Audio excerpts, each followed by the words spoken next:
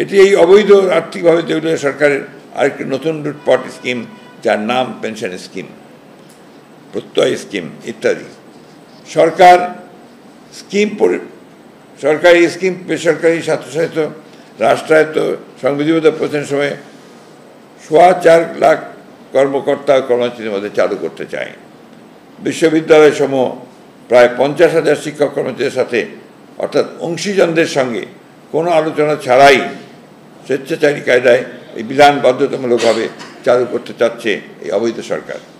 অথচ এই আইনের উদ্দেশ্য ও কারণ সম্বলিত প্যারায় এটি অপশনাল ইচ্ছাধীন হিসাবে উল্লেখ করা হয়েছে। এই প্রেক্ষিতে শিক্ষক সমাজের যে আন্দোলন ও প্রতিবাদ শুরু হয়েছে তা অবশ্যই যৌক্তিক ও সমর্থনযোগ্য। সরকারের অব্যবস্থাপনা ও দুর্বলতাকে পুঁজি করে শাসক গোষ্ঠীর আশীর্বাদপুষ্ট এক শ্রেণিক ব্যবসায়িক লুটেরা সিন্ডিকেট ও কিছু কিছু সরকারি দুর্নীতিবাজ কর্মকর্তা কর্মচারীরা সীমাহীন লুটপাট করছে। ব্যাংক ও সকল আর্থিক খাত সম্পূর্ণভাবে ধ্বংস করে তারা বিদেশে অর্থ পাচার করছে। সরকার তাদের বিরুদ্ধে কোনো কার্যকর ব্যবস্থা নিচ্ছে না। সেরকম পরিস্থিতিতে নাগরিকরা সারা জীবনের অর্জিত সম্পদ কোন ভরসায় এই নতুন লুটপাট স্কিমে বিনিয়োগ করবে? রাষ্ট্রীয় কোষাগার প্রায় শূন্য, ব্যাংকিং খাত প্রায় দেউলিয়া। এরকম লুটেরা তন্ত্রকে টিকিয়ে রাখার জন্য এরকম পেনশন স্কিমের মতো আরও কিছু স্কিম চালু করার জনগণের পকেট শূন্য করতে চায় এই লুটেরা সরকার। সরকার তথাকথিত উন্নয়নের নামে জনগণের ঘাড়ে ব্যয়ের বোঝা চাপাচ্ছে। সরকারের উন্নয়ন বলি যদি এতই শক্তিশালী হয়ে থাকে তাহলে পেনশন বৃদ্ধি পাওয়ার কথা। অতএব জনগণ সরকারহীন অর্থনৈতিক উদ্দেশ্য প্রণোদিত ও অনৈতিক তথাকথিত পেনশন স্কিম সহ ইত্যাকার সকল প্রকার প্রকল্প প্রত্যাখ্যান করেছে জনগণ। আমরা বিশ্ববিদ্যালয়ের শিক্ষক ও কর্মচারীদের এই যৌক্তিক আন্দোলন সমর্থন করছি এবং অবিলম্বে এই পেনশন স্কিম প্রত্যাহারের আহ্বান জানাচ্ছি। আইন ও বিচার বিভাগের দোহাই দিয়ে ছাত্র সমাজের যৌক্তিক দাবিসমূহকে দমানোর সকল অপচেষ্টাই ব্যর্থ হবে বলে আমরা বিশ্বাস করি। কারণ ইতিহাসের শিক্ষা হচ্ছে জনগণের ন্যায়সঙ্গত আন্দোলন কখনোই দমানো যাবে না। আমরা আশা করি সরকার সময় থাকতে ছাত্র সমাজের যৌক্তিক ও ন্যায্য দাবিসমূহ মেনে নেবে। ছাত্র ন্যায়সঙ্গত যৌক্তিক দাবি মেনে নিয়ে এই সমস্যার সমাধানের আহ্বান জানাচ্ছি আমরা। ধন্যবাদ। এখানে সমস্যা যেটা হচ্ছে যে 56% যদি আপনার কোটাতেই চলে যায় তাহলে কিন্তু আপনার যে মেধা, সেই মেধা যে বিকাশ সেটা একেবারেই সম্ভব হবে না। এবং আমরা সেক্ষেত্রে দেখতে পাই যে আপনার যে সমস্ত ছাত্রদের আপনার ইউনিভার্সিটিতে ঢোকা বা ভালো কলেজে ঢোকা, অ্যাট দি সেম টাইম সরকারি চাকরি পাওয়া, বিসিএস বলেন বা যে কোনো ক্ষেত্রে বলেন, সেই ক্ষেত্রে আপনার একটা মেধা শূন্যতা দেখা দিয়েছে। এখন প্রকৃতপক্ষে সেই শূন্যতাই চলছে।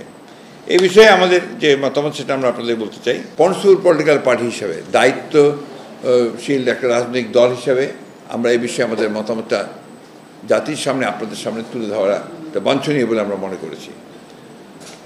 মুক্তিযোদ্ধারা জাতির শ্রেষ্ঠ সন্তান, তাদেরকে রাষ্ট্রীয়ভাবে সম্মাননা প্রদান করা হয়। রাষ্ট্রীয় আচার অনুষ্ঠান, জাতীয় দিবস সমূহ, এমনকি তাদের মৃত্যুর পর রাষ্ট্রীয় সম্মানের সাথে দাফন করা যায়। এগুলো তাদের প্রাপ্য।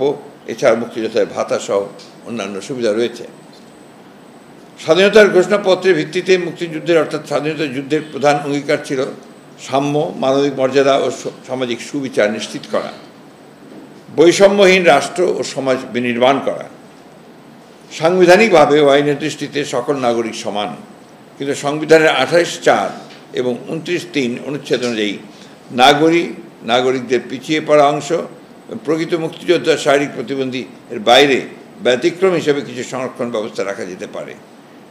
56% কোটা ব্যবস্থা বহাল রেখে প্রযুক্তি ও মেধানির্ভর বিশ্ব ব্যবস্থা জাতি হিসাবে টিকে থাকা প্রায় অসম্ভব।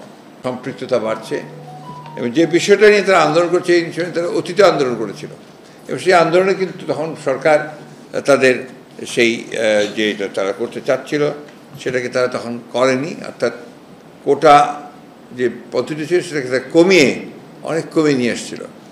তো এখন আবার সেটাতে আমরা দেখতে পাচ্ছি যে হাইকোর্ট থেকে এক রায় দিয়েছে, যে রায়ে তাদেরকে আপনার আগের সে অর্থাৎ 56% কোটা বিভিন্ন বিষয়ে মুক্তিযোদ্ধা, এরপরে প্রতিবন্ধী, আরও কয়েকটা আছে আপনার উপজাতি, জাতি, এগুলো বিষয়ে তাদেরকে 56% কোটা দিয়ে তারা ওইভাবেই আপনার নির্বাচিত হবেন সরকারি চাকরি বা অন্যান্য চাকরির ক্ষেত্রে।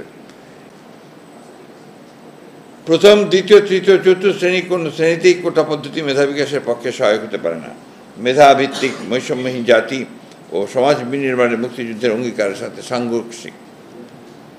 বর্তমানে অবৈধ অনির্বাচিত কর্তৃত্ববাদী সরকার বিচার বিভাগকে ব্যবহার করে, অর্থাৎ আদালতের ঘাড়ে বন্দুক রেখে জনগণের ন্যায্য দাবি সমূহ দমিয়ে রাখার ঘৃণ্য পুরনো কৌশলেই তারা ছাত্র সমাজের ন্যায্য আন্দোলনকে দমানোর অপচেষ্টায় লিপ্ত রয়েছে।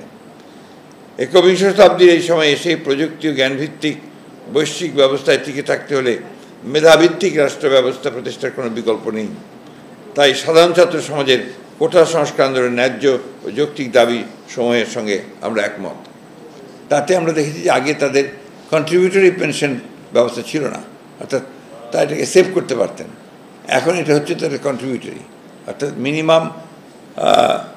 ম্যাক্সিমাম 5,000 টাকা বোধহয় তাদেরকে জমা করতে হবে। 2 নম্বর হচ্ছে যে আপনার এটা বলা হয়েছিল অপশনাল, কিন্তু এখন দেখা যাচ্ছে এটা কম্পালসারি করা হচ্ছে। তো এটা কোনো মতেই আরও একটা আছে গ্র্যাচুইটি, তাদের গ্র্যাচুইটির টাকাটা একদম বাদ যাবে এবং তারপরে যে টাকা যে হারে ফেরত পাবে পেনশন টাকাগুলো যেভাবে পাবে মাসে মাসে, এইগুলো হচ্ছে তাদের জন্য তারা গ্রহণ করেনি, অ্যাকসেপ্ট করেনি। এটা খুব স্বাভাবিক। আগে আমি একটা সুবিধা ভোগ করতাম, সেই সুবিধা থেকে আপনি আমাকে সরিয়ে দিয়ে তার নিচে নিয়ে যাবেন, তো মানে হয় না। আর সবচেয়ে শিক্ষকদের ব্যাপারটা খুবই সেন্সিটিভ এই জন্যে যে তাদের তো অন্য সোর্স অফ ইনকাম নেই। অন্যান্যদের চুরি চামারি দুর্নীতি বহু কিছু থাকতে পারে, তাদের তো সেটা নেই। তাদেরকে আমরা বাধ্যই শুধু এই বেতনের উপরই তাদেরকে নির্ভর করতে হয়। তো এই জন্যই তারা অনেক বেশি বিক্ষুব্ধ এবং তারা মনে করে যে এটা তাদের অত্যাচার নির্যাতনের মতো একটা ব্যাপার দাঁড়াবে।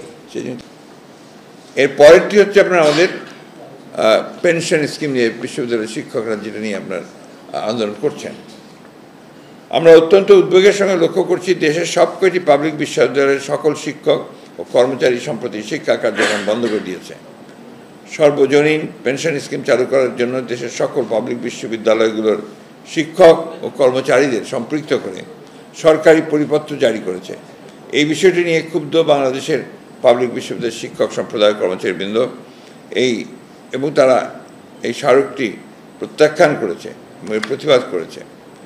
সকল শিক্ষা প্রতিষ্ঠানে শিক্ষাদান, পরীক্ষা গ্রহণ সহ সকল প্রকার কর্মকাণ্ড বন্ধ রেখেছে। উচ্চশিক্ষা প্রতিষ্ঠানগুলো একটা অচলাবস্থার সৃষ্টি হয়েছে, এটা জাতির জন্য অত্যন্ত উদ্বেগজনক।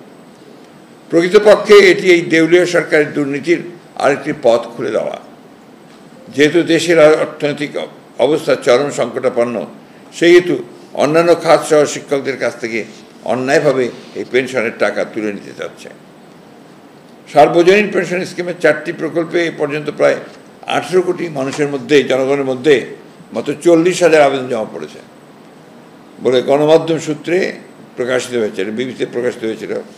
সাবেক অর্থমন্ত্রী লোটাস কামাল সংসদে এই বিল উত্থাপনের ভাষণে বলেছিলেন, সার্বজনীন পেনশন স্কিমের টাকা রাখার জায়গা সরকার খুঁজে পাবে না। অসরকারের আর্থিক দুরবস্থার মধ্যে সার্বজনীন পেনশন স্কিম নামে নতুন স্কিম চালু করা সরকারের দুর্বল আর্থিক খাতে মেরামত করার একটা কৌশল।